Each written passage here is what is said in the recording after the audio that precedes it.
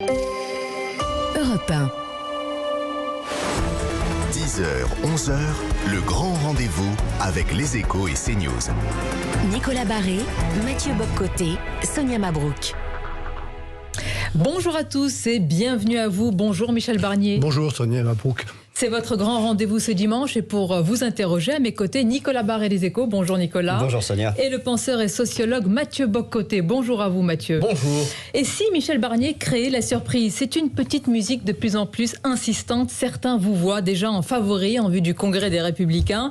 Vous assumez, Michel Barnier, des propositions de rupture sur l'Europe et l'immigration. Alors, quelle est votre cohérence sur ces sujets, eu égard à votre parcours?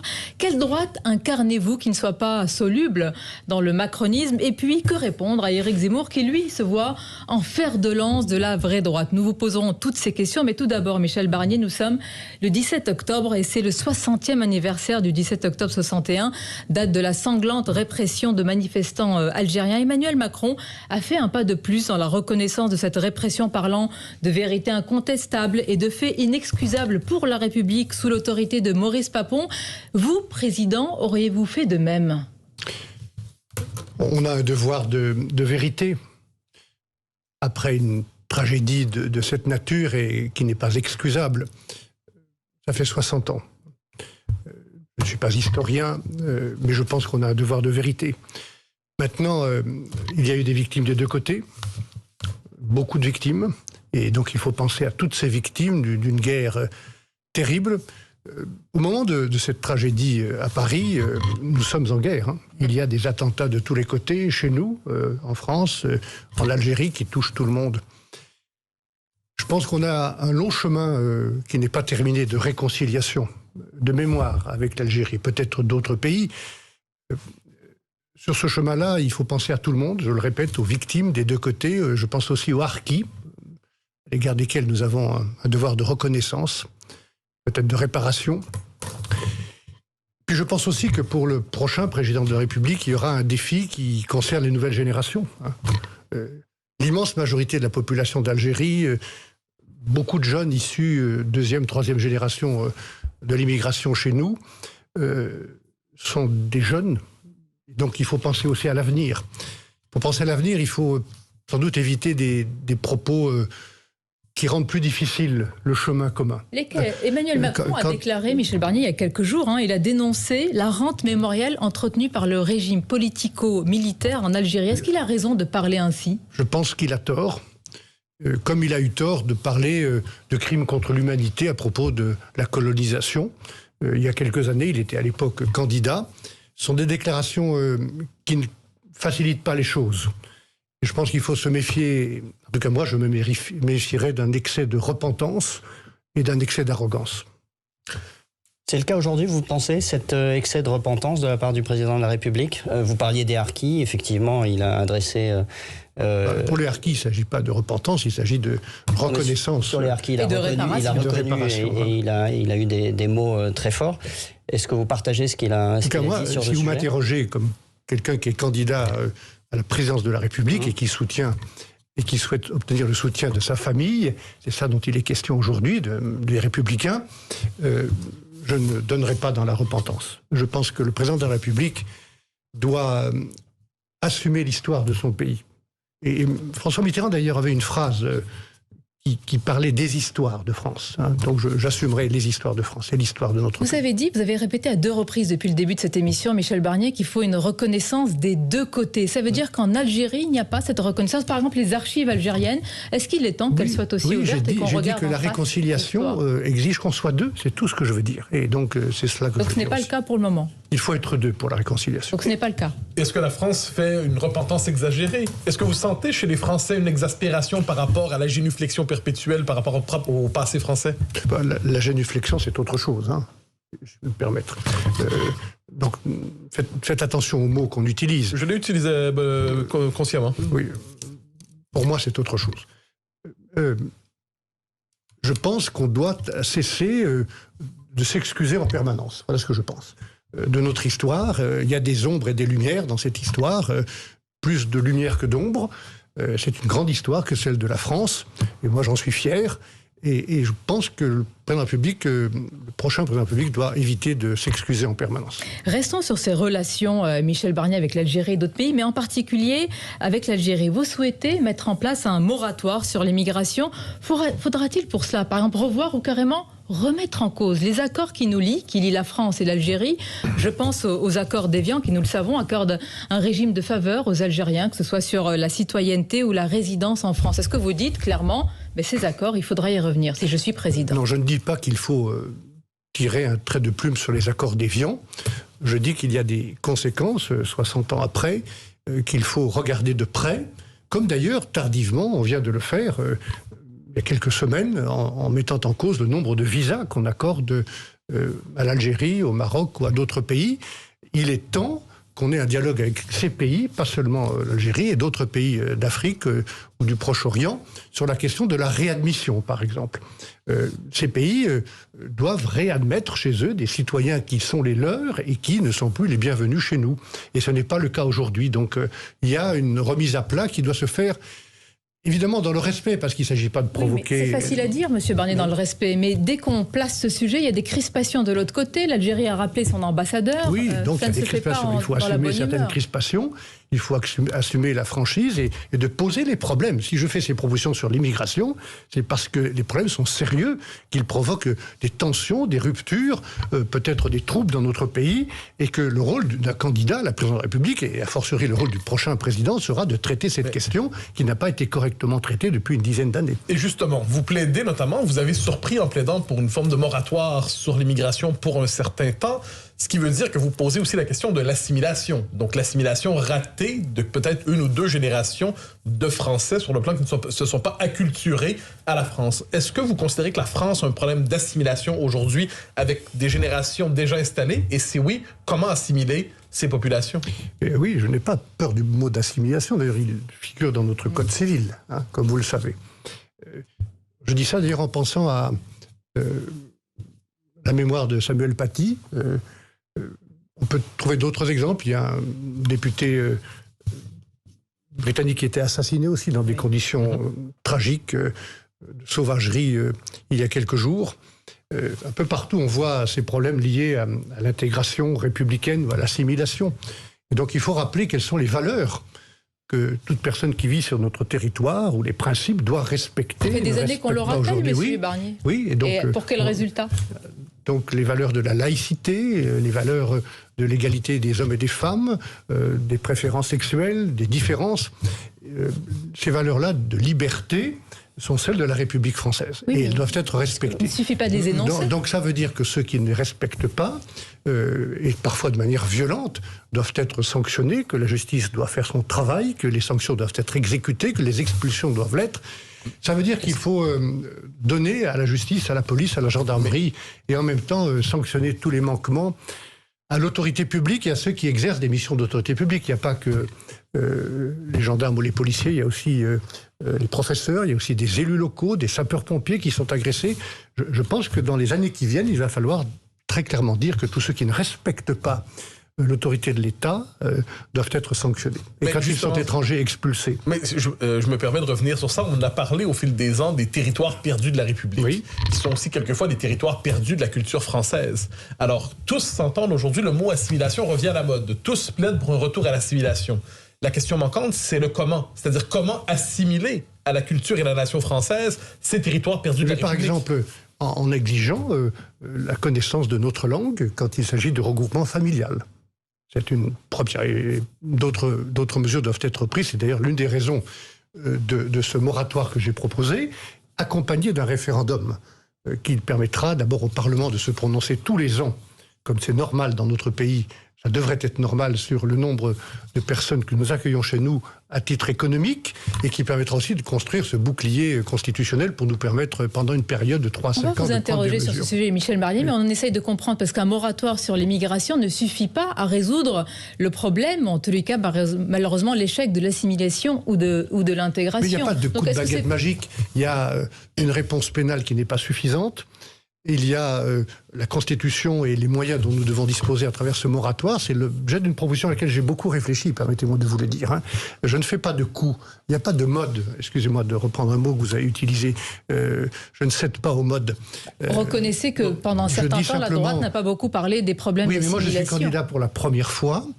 Et ça sera d'ailleurs la seule fois où je serai candidat à la présidence de la République, parce que j'espère être élu pour un mandat, et ensuite de passer des relais. Mais c'est la première fois que je suis candidat à la présidence de la République. Donc ne me reprochez pas de traiter ces questions comme je le fais sérieusement. Mais vous avez été ministre, vous avez été commissaire européen, vous avez été aux manettes, M. Barnier, pendant des années. Et je peux dire en effet tout ce qui ne fonctionne pas en Europe et en France, et c'est précisément ce que je fais.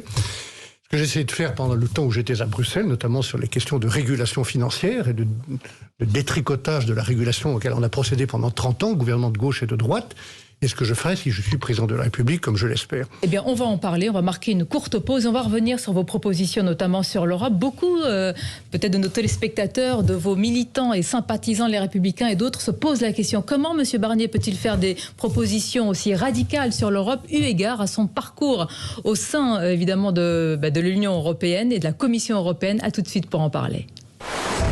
Le grand rendez-vous européen. Et notre invité en ce dimanche, Michel Barnier. La question de cette deuxième partie vous est posée par Mathieu Bock-Côté. Alors, Michel Barnier, j'ai lu votre livre, La Grande Illusion, où vous cherchez... Je vous félicite. Je vous remercie. Voilà. Mais c'était fort intéressant. Et vous cherchez à comprendre de manière très honnête les raisons du désamour des Européens, à tout le moins de certains Européens, pour le projet européen, pour la construction européenne, au fil de vos réflexions. Mais une hypothèse, vous semblez laisser de côté une hypothèse, c'est-à-dire qu'il est possible que plusieurs Européens préfèrent fondamentalement l'exercice de la souveraineté au niveau national, soit d'abord attaché à la forme de l'État-nation plutôt qu'à la construction européenne. Donc en dernière instance, une forme de préférence idéologique ou intellectuelle de fond pour l'État-nation plutôt que pour l'Europe. Est-ce que vous prenez au sérieux l'idée qu'aujourd'hui, plusieurs peuples européens préfèrent en dernière instance les Polonais, peut-être les Français, les Britanniques manifestement, d'abord leur souveraineté nationale plutôt que le projet européen? Alors d'abord, j'espère qu'on reviendra sur les raisons du Brexit, parce que c'est pas un petit événement. Le Brexit, c'est un divorce et un échec de l'Union européenne. Et donc j'ai cherché dans ce livre, au début, le premier chapitre s'appelle un avertissement. Donc j'ai cherché, donc ce que je fais aujourd'hui comme candidat à la présidence de la République, c'est de dire, il y a des raisons, il y a un sentiment populaire, il ne faut pas le confondre avec le populisme, et il faut écouter, comprendre et répondre à ce sentiment populaire. Et objectivement, toutes les réponses ne sont pas à Bruxelles, il y en a pas mal à Bruxelles, je peux les rappeler, et puis il y en a d'autres à Paris, il y en a d'autres dans les régions. Mais la souveraineté nationale, c'est l'affaire du président de la République, et donc je m'inscris dans cette idée que le chef de l'État doit être porteur, responsable de la souveraineté nationale, de la défense de l'intérêt national, de l'intérêt public. La question c'est, dans certains cas, et pour faire face à certains défis, est-ce qu'il faut ou pas rendre solidaires nos souverainetés nationales? Voilà pourquoi je suis européen depuis toujours, en plus d'être patriote et gaulliste, je dis bien européen, en plus, pas à la place d'être patriote. Je pense que dans certains domaines, et c'est ce que j'explique, j'étais il y a quelques jours à côté de Toulon, j'étais du côté de Marseille aussi, et j'essaie d'expliquer exactement comme je le fais devant vous, parce que je n'ai pas de langage. L'explication c'est bien, mais l'action c'est mieux, M. Barnier. Oui, qu'est-ce que vous répondez précisément à la question, je n'avais pas compris, pardonnez-moi, de Mathieu Bock-Côté. Est-ce que vous reconnaissez que certains peuples aujourd'hui veulent justement d'abord et seulement cette souveraineté nationale? Je suis désolé que vous n'ayez pas compris, mais j'ai expliqué que je ne suis pas du tout en opposition avec cette question. Le président de la République, chaque pays a sa souveraineté nationale. Et il ne s'agit pas d'y renoncer.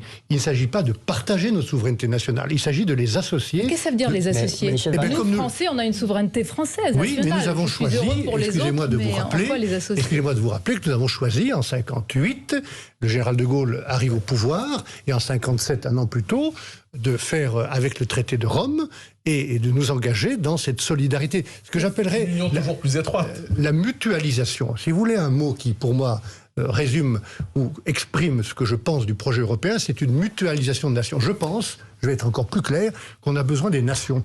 En particulier pour combattre le nationalisme. On a besoin des nations, on doit les respecter. Le général de Gaulle, que je cite souvent parce qu'il a été à l'origine de mon engagement politique, et c'est ma principale fierté, Il disait, il ne faut pas que l'Europe broie les peuples dans une purée de marron. Voilà. Eh bien, je suis sur cette ligne. On a besoin des nations. Les Polonais, ils ont l'impression d'être broyés dans une purée de marron. Soyons précis, il faut dire les choses précisément, par respect pour ceux qui nous écoutent.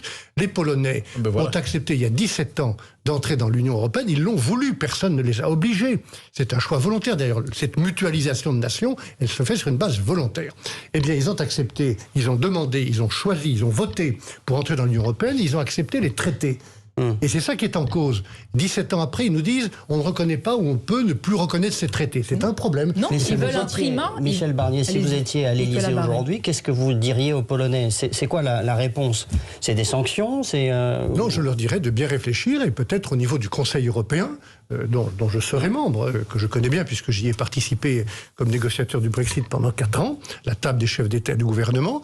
Je pense qu'à un moment donné, après une réflexion, on a entendu le ministre polonais des Affaires étrangères nous dire il y a quelques jours que finalement, ils respecteraient les traités. Très bien. Donc on va leur donner le temps de réfléchir et après, il faut qu'ils nous disent si oui ou non ils veulent respecter les principes européens, et notamment un principe qui est très important, qui est celui de la liberté de la presse, vous y êtes attaché, et de la liberté des juges. Mais alors, et de l'indépendance des juges. Il y a quelque chose qu'on ne comprend pas. Comment pouvez-vous défendre les traités quand il s'agit de la Pologne et nous chanter les louanges de la souveraineté quand il s'agit de la France? Pourquoi les Polonais réclament finalement un primat du droit national sur le droit communautaire? Écoutez, ne faites pas semblant de découvrir des choses qui sont connues en première année de droit.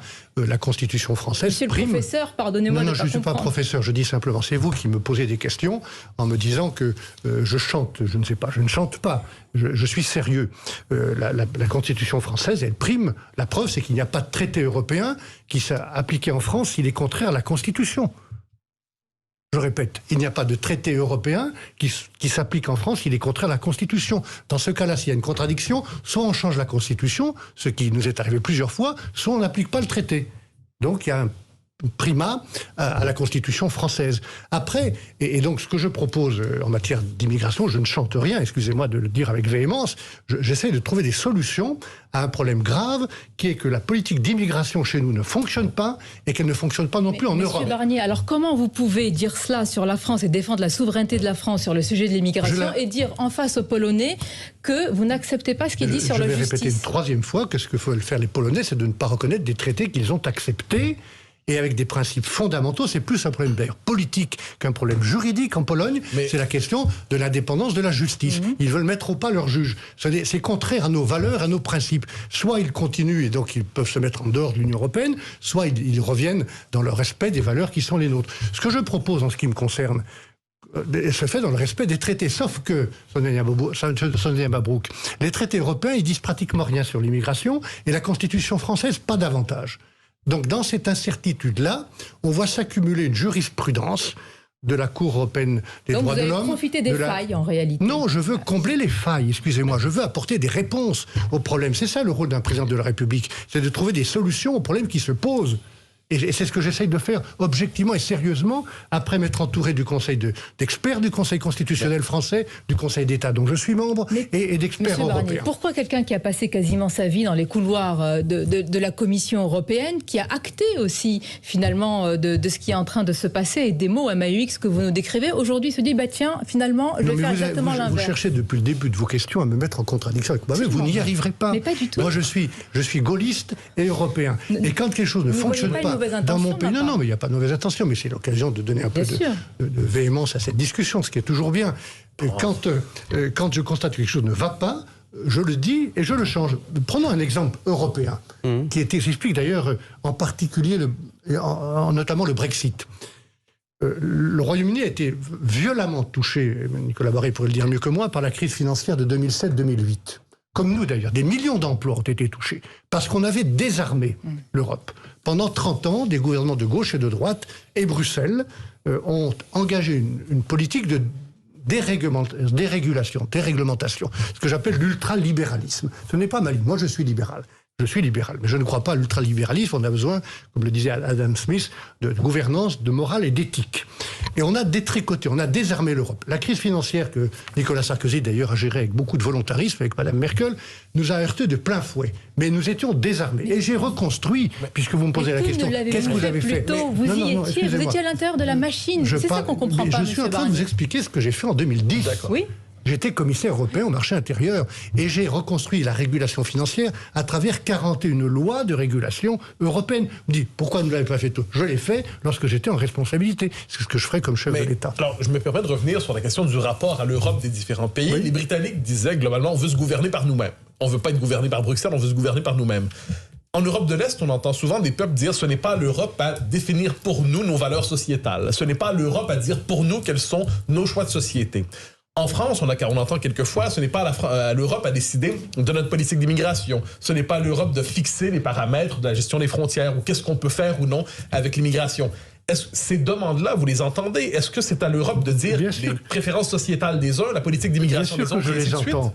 Mais tout va bien et il n'y a pas de problème pour avoir sa part d'autonomie nationale et de souveraineté nationale lorsqu'il s'agit de respecter les valeurs qui fondent le projet européen. Donc, vous ne me ferez pas dire qu'il faut quitter pour la France le projet européen. Pourquoi serions-nous le gardien de ces valeurs? Je comprends, et vous avez raison. Non, sur la justice, vous avez raison. Vous mais me posez des questions. Là, je trouve très grave votre question. Excusez-moi. Certains peuples pensent... les valeurs sur lesquelles nous sommes fondés, ce sont celles d'ailleurs qui sont très proches de celles que j'ai citées tout à l'heure et qui sont celles de notre République, c'est-à-dire la liberté de conscience, la laïcité, le respect de l'égalité homme-femme, la liberté et l'indépendance des juges. Enfin, si vous me dites qu'il faut remettre en cause ça, je ne suis plus d'accord. Je vous pose la question parce que certains peuples le souhaitent. Eh bien, ils n'ont pas leur place. Ils n'ont pas leur place dans le projet européen. Ah, voilà. La question, non, le projet européen est un projet qui est fondé sur des valeurs. Et permettez-moi d'élargir un peu la question, parce que il faut quand même arrêter de tourner en rond et de regarder un peu le monde tel qu'il est. Et le rôle du chef de l'État, c'est de le faire modestement. Non, mais moi aussi, j'essaie de le faire avec beaucoup d'humilité et de passion aussi, ce qui n'est pas d'ailleurs contradictoire. Mais quand vous regardez le monde tel qu'il est, vous devez constater qu'il y a des défis et des menaces, y compris sur notre propre société, qu'on ne peut plus affronter tout seul. Est-ce qu'on peut affronter le changement climatique tout seul? Est-ce qu'on peut affronter le terrorisme? Laissez-moi terminer ma réponse. Le point que je veux faire. Est-ce qu'on peut affronter le terrorisme tout seul? Est-ce qu'on peut faire face à la grande pauvreté? Nous sommes aujourd'hui d'ailleurs jour de la journée mondiale contre la pauvreté. La pauvreté en Afrique qui va provoquer une immigration massive si nous n'y prenons garde. Est-ce qu'on peut affronter la finance mondiale? Non, excusez-moi, je parle de choses sérieuses. Est-ce qu'on peut affronter la finance mondiale qui nous entoure, ces spéculateurs, ces fonds de pension, ces gens qu'on ne connaît pas, qui n'aiment pas beaucoup d'ailleurs la lumière, tout seul? Je ne le pense pas. Je pense qu'il faut être pour cela ensemble, avec les autres Européens, pour être à la table. Mesdames et messieurs, il y a une table autour de laquelle va s'organiser l'ordre ou le désordre du monde dans les 30 ans qui viennent. Et je parle de cela parce que ça concerne nos enfants et nos petits-enfants. À cette table sont assis maintenant définitivement les Américains depuis longtemps, les Chinois, bientôt la première puissance du monde, l'Inde, la Russie, le Brésil. Nous allons être éliminés de cette table. D'ici 30 ou 40 ans, il n'y aura peut-être plus que l'Allemagne et encore. Est-ce qu'on veut être à cette table ou pas? Moi, je le dis dans toutes les réunions que je fais, je suis patriote, je suis gaulliste, je suis européen parce que je veux que mon pays reste à cette table. Je n'ai pas envie que la France soit spectatrice des décisions prises par les autres. Je ne me suis pas engagé en politique, permettez-moi de vous le rappeler, pour que la France soit sous-traitant des Chinois et sous influence des Américains. C'est là où vous voulez vous emmener, Monsieur Barnier. Voilà. C'est bien parfois de sortir un petit peu, j'allais dire, voilà, pour préciser les choses. Je n'ai pas de leçon, ni de patriotisme à recevoir de Mme Le Pen ou de M. Zemmour, ni de leçon d'engagement européen de recevoir des amis de M. Macron. Eh bien justement, nous allons en parler, parce que la question que l'on se pose, c'est quelle droite vous incarnez qui ne soit pas soluble dans le macronisme? Quel projet vous opposez à Éric Zemmour? Et puis nous parlerons de vos camarades en vue du congrès LR. À tout de suite. Et merci à vous d'être avec nous en direct à la fois sur Europe 1 et CNews. On poursuit bien sûr cette émission avec notre invité Michel Barnier et Nicolas Barré pour une question sur le Brexit. Michel Barnier, les pêcheurs français ont le sentiment de payer les pots cassés du Brexit. Vous le savez, les Anglais délivrent des licences de pêche au compte-gouttes. Vous les avez sacrifiés dans la négociation avec Londres? Certainement pas. Nous avons trouvé avec les Britanniques, au moment de l'accord qu'ils ont signé, après l'avoir ardemment négocié, un accord équilibré qui n'est pas idéal. Je rappelle que nos pêcheurs européens, dont les pêcheurs français, d'ailleurs j'ai vu l'autre jour à Boulogne-sur-Mer, nous pêchons pour 650 millions d'euros en valeur dans les eaux britanniques. Chaque année, eux, ils ne pêchent que 150 millions d'euros. Et ils pouvaient nous exclure. S'il n'y avait pas eu d'accord, nous étions éjectés, tous les pêcheurs européens, belges, néerlandais, danois, irlandais et français, des eaux britanniques. Là, on a obtenu de préserver 75% de nos capacités de pêche et pour 5 ans d'avoir une stabilité de l'accès aux eaux.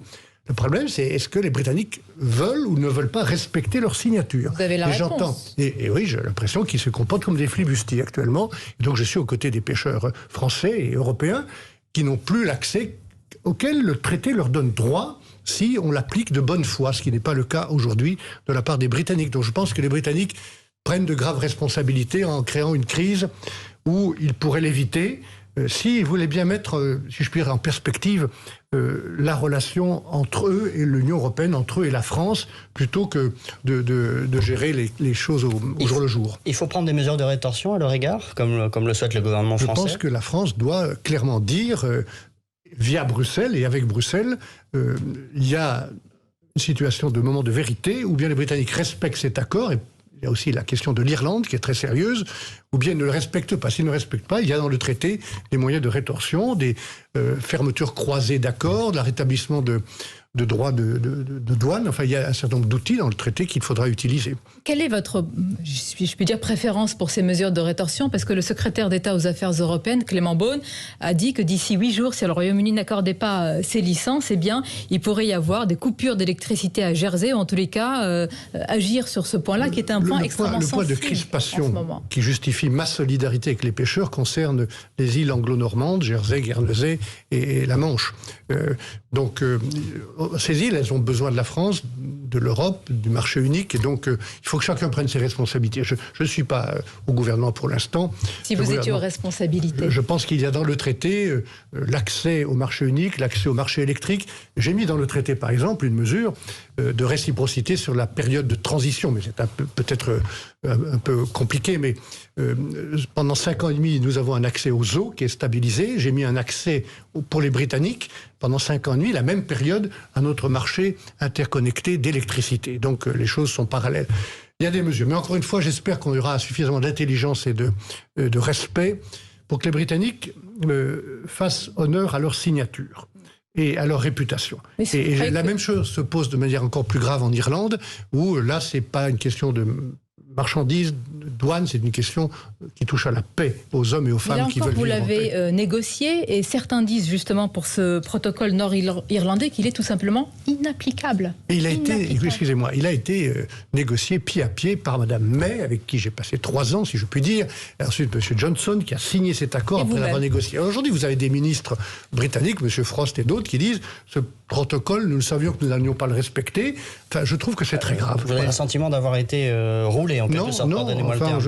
Le Parlement britannique a ratifié cet accord. Donc je trouve que c'est très grave et que ça met en cause la confiance dont nous avons besoin entre alliés. Ce n'est pas le seul cas. Enfin, je pense à l'affaire australienne aussi, où nous avons des doutes actuellement sur... Mais une fois qu'on a dit cela, alors comment on peut être dans une table, pour reprendre votre image, ou à une table tout à l'heure, et ne pas se faire respecter ainsi? Mais on doit se faire respecter par des traités qui sont signés. Enfin, c'est comme ça que se passe la diplomatie. Comme ça que se passent les rapports internationaux. Moi, j'ai passé 5 ans à bâtir l'union des 27 pays de l'Union européenne, l'unité de cette action, et nous y sommes parvenus pour négocier la défense de nos intérêts, y compris ceux des pêcheurs ou des agriculteurs, avec les Britanniques. Eux-mêmes ont fait le mieux, et on a signé cet accord avec eux. Qu'est-ce que vous voulez que je vous dise? S'ils ne veulent plus respecter leur accord, d'abord, il y aura des sanctions, des répressions. Peut-être que l'accord global va tomber avec les Britanniques. Oui, c'est possible qu'il tombe. On a des mesures de révision de cet accord. Si jamais ils ne respectent rien du tout, l'accord tombera. Et à ce moment-là, qu'est-ce qui se passe? On va rétablir des tarifs douaniers, des quotas sur tous les échanges. Je rappelle que les Britanniques exportent 47% de leurs produits vers l'Europe. Nous n'exportons que 8%. Mais on a évité ça en bonne intelligence dans un accord de libre-échange. Et donc j'espère que les Britanniques seront suffisamment conscients pour ne pas sacrifier. C'est une phrase de Pierre Mendès France. Oui, mais en attendant, c'est l'espoir qui doit nous faire... l'avenir au présent. Et donc, ce qui est en cause là, c'est la qualité des relations entre la France et le Royaume-Uni dans les années qui viennent, et je le dis comme quelqu'un qui veut être président de la République, et la qualité des relations entre le Royaume-Uni et l'Europe. Maintenant, s'agissant du Brexit, là, vous me parlez de l'application du traité.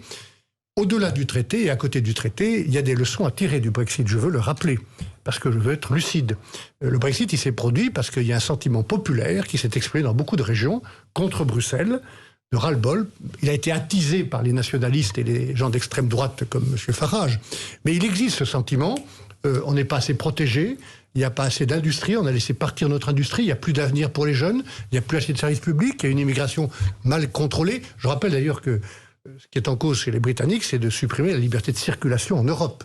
Moi, je veux préserver cette liberté de circulation en Europe. Je ne parle que d'immigration venant de pays tiers, l'Afrique ou d'autres. Puisque vous parlez des leçons, quelles erreurs reconnaissez-vous? Parce que là, pardonnez-nous, depuis tout à l'heure, quand même, il y a des manquements. Parfois, une partie de cet accord n'est pas applicable. Est-ce que vous estimez avoir fait des erreurs? Est-ce que vous estimez qu'il y a une part de naïveté de notre part et de la vôtre? Dans la négociation du traité du Brexit, des 2 traités du Brexit, on a fait notre travail et maintenant il faut respecter la signature. C'est aussi simple que ça. Donc de votre côté, tout a été bien fait, bien ficelé. Je pense qu'on l'a fait correctement avec l'attention portée à tous les États membres. Chacun a vu ses intérêts pris en compte et on a pour cela préservé l'unité des 27. Maintenant, si les Britanniques ne respectent pas leur signature ou veulent mettre en cause l'accord qu'ils ont signé et négocié, et c'est eux, c'est pas contre eux ou sans eux qu'on a négocié. C'est avec Boris Johnson que j'ai négocié. Si je peux me permettre, dernière question sur Boris Johnson et le Brexit. Vous dites que le sentiment anti-Europe était alimenté par les nationalistes et l'extrême droite, mais ceux qui ont fait campagne pour le Brexit en tant que tel, on peut penser, notamment M. Johnson, vous ne le classez pas à l'extrême droite. Non. On peut être un souverainiste en Europe sans être d'extrême droite. Je ne classe pas M. Johnson à l'extrême droite, j'observe simplement qu'il a voulu que son pays sorte de l'Union, il y est parvenu. Il a choisi d'être solitaire dans le grand large, très bien. Je souhaite le meilleur au Royaume-Uni. J'entends, mais sortir de l'Europe, ce n'est pas l'extrême droite. Ça, c'est souvent l'extrême droite. En tout cas, on a entendu chez nous. Je serais d'ailleurs content de savoir ce que pensent réellement et M. Zemmour et Mme Le Pen de la présence de la France dans l'Union européenne. Ça serait intéressant de leur poser la question, qu'ils répondent clairement à cette question. En tout cas, c'est souvent l'extrême droite.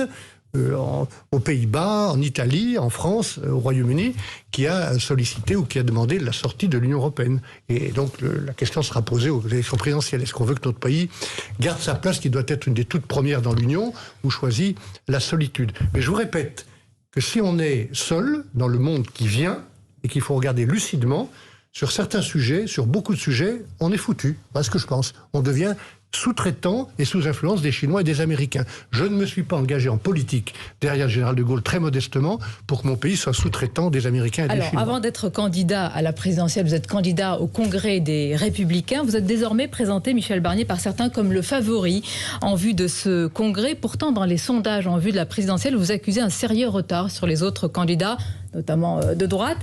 Vous n'incarnez pas le vote utile en vue de 2022. Est-ce que c'est un handicap sérieux? Ça, c'est vous qui le dites. C'est vous qui le dites. Vous êtes le troisième homme. Oui, bien sûr, mais d'abord, dans cette famille politique qui a l'histoire très longue que je viens de rappeler, dans cette famille que je n'ai jamais quittée, je veux rappeler que ce ne sont pas les sondages qui font le président de la République. Jamais dans l'histoire des 30 dernières années, les sondages réalisés 5 ou 6 mois avant n'ont donné le résultat final. Et vous aurez placé en tête, vous m'auriez dit l'inverse ce dimanche. Non, je vous aurais dit avec beaucoup de prudence, faites attention aux sondages, comme d'ailleurs aux rumeurs ou à l'idée que je serais le favori. Je fais très attention. Ce sont les militants.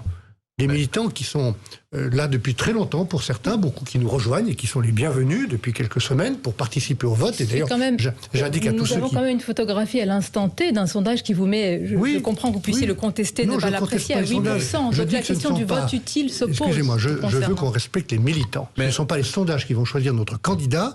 Les militants, les adhérents des Républicains ont choisi que ce sera eux, le 1er et le 2 décembre, le 3 ou le 4... Mais que répondez-vous à un militant qui vous regarde et qui se dit « Monsieur Barnier est placé à 8%, Xavier Bertrand est au-dessus et en plus en capacité peut-être d'être au second tour face à Emmanuel Macron ». Je vous dis que je me présente tel que je suis, quelqu'un qui est dans cette famille depuis toujours, qui présente ses convictions et ses idées et son projet, et je fais confiance aux militants. Ce sont eux qui choisiront le candidat, ce ne sont pas les sondages, et je pense qu'il faut les respecter. J'ai fait du respect d'ailleurs, respecter les Français, respecter la France et faire respecter la France, le maître mot de ma campagne et de mon action à l'Élysée si je suis élu. Michel Barnier, vous êtes candidat à la primaire de la droite. Une question toute simple, qu'est-ce que la droite pour vous aujourd'hui? La droite, c'est cette grande famille, issue pour moi du gaullisme, qui ressemble à la France et qui gagne quand elle ressemble à la France. C'est pas très précis. Avec toutes ces sensibilités. Mais si vous me coupez avant même que j'ai commencé à dire 3 mots, on ne va pas y arriver, hein, si je puis me permettre. À la détailler. En tout cas, c'est une droite qui est fondée sur des valeurs, que j'ai rappelées tout à l'heure, et qui veut porter la France là, elle doit rester, c'est-à-dire au premier rang. Cette famille est libérale, Elle veut aussi que le libéralisme s'accompagne de gouvernance et de justice. C'est pour ça que je suis très attaché à ces convictions et à ces idées de participation, d'intéressement des travailleurs, de justice sociale. Et fait de la France son maître mot et sa valeur principale, notre bien commun. Voilà ce qu'est pour moi la droite aujourd'hui. On va marquer une pause. La droite républicaine qui respecte Pourquoi ses valeurs. Pourquoi il y a une droite qui n'est pas républicaine? Oui, il y a une extrême droite qui alors pourquoi elle n'est s'éloigne. pas interdite dans notre pays si elle n'est pas républicaine? Je vous dis qu'il y a une droite qui ne respecte pas les mêmes valeurs que moi, et cette droite-là, je n'ai rien à voir avec elle. D'ailleurs, ce n'est pas nouveau depuis le début de la Ve République. Eh bien, nous allons parler de cette droite-là qui n'a rien à voir avec vos valeurs. Ça nous vous permettra, avec du temps, Monsieur Barnier, de préciser quelle est votre droite, et une droite qui ne soit pas aussi soluble dans le macronisme. N'êtes-vous pas Macron compatible? Vous nous direz en quoi vous ne l'êtes pas dans quelques instants. À tout de suite. Et notre invité Michel Barnier, quelle droite incarnez-vous? Vous avez commencé à y répondre. Mathieu Bock-Côté poursuit avec sa question. Alors, j'aimerais vous relancer sur la droite que vous incarnez. Vous nous dites qu'il y a une droite acceptable, une autre qui n'est pas républicaine, qui ne l'est pas. On se souvient notamment que Laurent Wauquiez, lorsqu'il dirigeait les Républicains, avait accueilli, dans le cadre d'ateliers de réflexion, Éric Zemmour, donc qui avait invité Éric Zemmour chez les Républicains.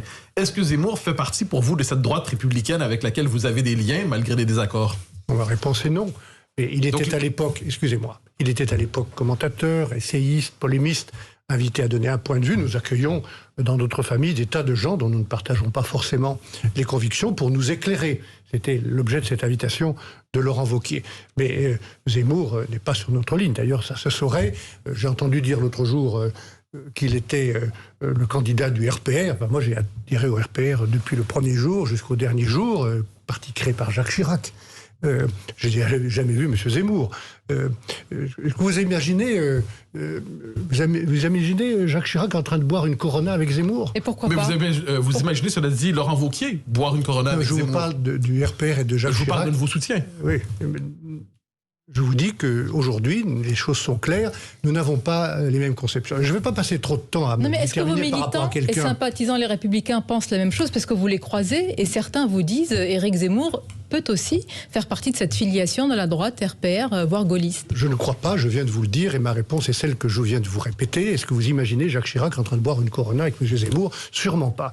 M. Zemmour, il a une lecture ethnicisante, si je puis dire, de la société. Il est un peu comme Greta Thunberg ou Madame Rousseau, toujours en train d'exploiter les peurs et les angoisses des gens. Les militants que je rencontre, et encore dans le sud de la France il y a quelques jours, ils regardent les problèmes que M. Zemmour ou d'autres peuvent regarder ou observer avec inquiétude. Les problèmes que nous avons, l'autorité de l'État qui n'est plus respectée, l'immigration qui n'est plus contrôlée, l'identité de la France. Vous étiez aux responsabilités. Et ce que dit Éric Zemmour, et je vous laisse répondre, M. Barnier, c'est que pendant 40 ans, vous les avez regardés et que vous n'y avez pas vous, apporter les réponses. Voilà pourquoi Éric Zemmour profite de ce vide. Oui, les réponses n'ont pas été suffisantes ou à la hauteur quelquefois. Il y a eu des erreurs, je l'ai dit à propos de l'Europe, je peux bien le dire à propos des différents gouvernements et d'une continuité de plusieurs années. C'est pas parce que je suis candidat que je vais dire que tout est formidable dans ce qui a été fait. Si je suis candidat pour remplacer le président sortant, c'est parce que je pense qu'il faut changer. Mais moi, je suis candidat pour la première fois, après avoir observé mon pays. Mais vous avez un long parcours. Oui, j'ai un long parcours et partout où je suis élu, partout où j'ai été élu, partout où j'étais en responsabilité, j'ai essayé, Sonia Mabrouk, de faire plutôt que de parler. Et j'ai cette réputation, en Savoie où j'ai été élu pendant 17 ans, dans les différents postes de gouvernement sous l'autorité de Jacques Chirac et de Nicolas Sarkozy, où j'ai eu l'honneur d'être membre du gouvernement de la République française, ou à Bruxelles, j'ai essayé de faire plutôt que de parler. Xavier Bertrand, Valérie Pécresse disent la même chose. Donc, très bien, c'est leur choix, c'est pour ça qu'il y a plusieurs candidats qui sont des gens de talent et qu'il faudra que je réunisse si les militants me font confiance. Alors eux, ils pensent que c'est derrière eux. Michel Barnier, au fond, est-ce qu'aujourd'hui votre parti, les Républicains, ne risque pas l'effacement, tout simplement, en étant attaqué d'un côté par Éric Zemmour et puis sur son flanc centre-droit, disons, par Édouard Philippe et Emmanuel Macron? Il y a en effet un risque. Et un risque qui est en même temps paradoxal parce que notre famille politique est celle dont le projet, tel que j'ai essayé de le décrire, et je le décrirai dans les mois qui viennent, correspond à ce que souhaitent les Français en termes d'autorité de l'État, de maîtrise de l'immigration, de relance du travail et du mérite plutôt que de l'assistanat, de l'influence française dans le monde. Notre projet correspond à ce qu'attendent les Français. Nous sommes le parti qui a le plus de militants, et ils ont été très patients, et je les remercie. Nous sommes le parti qui a le plus d'élus locaux, municipaux, régionaux, départementaux, qui ont mené de bons combats, qui continuent à bien gérer les collectivités. Nous avons beaucoup de talent. Vous parliez de Xavier Bertrand, qui nous a rejoints, et Valérie Pécresse, mais aussi d'autres candidats. Quand vous dites qui vous a rejoint, c'est-à-dire Eric Ciotti. Vous parlez de leur oui, le fait qu'ils ont repris leur adhésion au parti. C'est une bonne nouvelle. Je ne vais pas trop parler de ça, mais je parle aussi d'Éric Ciotti, de Philippe Juvin. Je parle de Laurent Wauquiez, qui compte beaucoup, qui comptera beaucoup. Je parle de Bruno Retailleau. Enfin, il y a beaucoup de talents, et beaucoup d'autres femmes aussi, qui peuvent constituer l'équipe de France. Le paradoxe, pour répondre à votre question, Nicolas Barré, c'est que tous ces essais marqués n'ont pas été transformés. Et que, en effet, je pense que si nous ne sommes pas présents au deuxième tour, et moi je pense que je serai présent au deuxième tour, nous avons ce risque. Il y a d'abord le Congrès des Républicains. J'insiste sur ma question quand même. Xavier Bertrand et Valérie Pécresse de retour au sein du parti, qu'est-ce que ça signifie pour vous? Et c'est normal. C'est tout simplement normal. Voilà des élus qui nous ont quittés, parfois avec des mots très durs, contre les Républicains. Vous les avez eu aussi parfois, même sans partir. Oui, mais moi je suis resté, j'ai toujours eu la liberté de parole. Je me souviens de mes débats avec Philippe Seguin, pour lequel j'avais beaucoup de respect. J'ai toujours eu le sentiment d'être respecté, et j'ai respecté les autres. Et vous êtes adhérent LR chaque année? Mais je n'ai jamais quitté cette famille politique depuis que j'y ai adhéré quand j'avais 15 ans. Vous m'avez jamais entendu dire que je quittais LR ou que je quittais les Républicains. Non, mais je vous ai entendu parfois critiquer une ligne trop droitière, voire conservatrice. Mais j'ai toujours... Mais dans une famille politique comme la nôtre, qui est une grande famille, permettez-moi de vous dire que De Gaulle faisait très attention à préserver les différentes sensibilités, et notre parti gagne quand il ressemble à la France. Et quand il ressemble à une petite partie de la France, il perd. Donc je voudrais qu'il ressemble à nouveau à la France, et c'est le cas aujourd'hui. Vous me dites... c'est normal que ceux qui veulent le soutien de cette famille politique, le soutien de ces militants, qui veulent porter le projet, soient adhérents du parti. Donc ils ont eu tort de partir. Permettez-moi de vous relancer sur le sujet du jour néanmoins, c'est-à-dire, vous avez évoqué Éric Ciotti, qui fait partie de votre famille politique. Oui. Éric Ciotti dit, deuxième tour, Macron-Zemmour, je vote Zemmour. Est-ce qu'Éric Ciotti fait partie de la droite républicaine? Éric Ciotti se met dans la situation où il ne serait pas présent au deuxième tour. Moi, je me mets dans la situation où je vais être... partie de la droite républicaine en disant ça? Je vais être présent au deuxième tour, si les militants me font confiance à la fin de ce mois, au début du mois de décembre, et je porterai les couleurs de notre parti. C'est pas notre question. J'ai l'impression qu'il y a beaucoup de gens de votre parti qui ne font pas partie de la droite républicaine, selon votre définition. Il y a beaucoup de gens chez les républicains qui excusez-moi. Les valeurs de notre parti sont inscrites dans une charte qui est celle du parti politique. Tous ceux qui sont là adhèrent à ces valeurs. Et vous me posez la question à moi, donc je vous réponds. Interrogez Éric Ciotti, il vous fera... Non, je vous ai demandé s'il faisait partie de votre famille politique, vu ce qu'il a dit sur le deuxième tour. Éric Ciotti fait partie de notre famille politique. En attendant, à 6 mois de la présidentielle, Michel Barnier, Emmanuel Macron dispose toujours d'un socle solide en termes de popularité. Il gagne même 2 points, si l'on en croit, mais soyons prudents. Le dernier baromètre IFOP-JDD, comment... Mais vous-même, vous êtes prudent. Comment? Mais je l'ai toujours été. Oui. Donc, mais je suis humble. Vous appuyez pas trop sur les sondages, vous savez. Ce sont les électeurs qui comptent, les citoyens qui comptent. Malgré tout, vous reconnaissez une résistance et une résilience au président de la République? Oui, parce que pour l'instant, il n'y a pas une offre très claire. Nous n'avons pas encore choisi notre candidat. J'espère que je serai ce candidat. La gauche, dans une situation encore beaucoup plus difficile. Les Verts viennent tout juste de s'en sortir. À propos des Verts, d'ailleurs... J'entendais sur votre antenne un ancien ministre de M. Macron me dire « Michel Barnier ne parle pas d'écologie ». Moi, je vais parler d'écologie. Je ne vais pas laisser ce sujet ouvert, surtout à ceux qui sont là en ce moment. Mais l'écologie humaniste et concrète, que j'ai toujours pratiquée quand j'étais ministre de l'Environnement... Il y a une écologie qui ne soit pas humaniste ?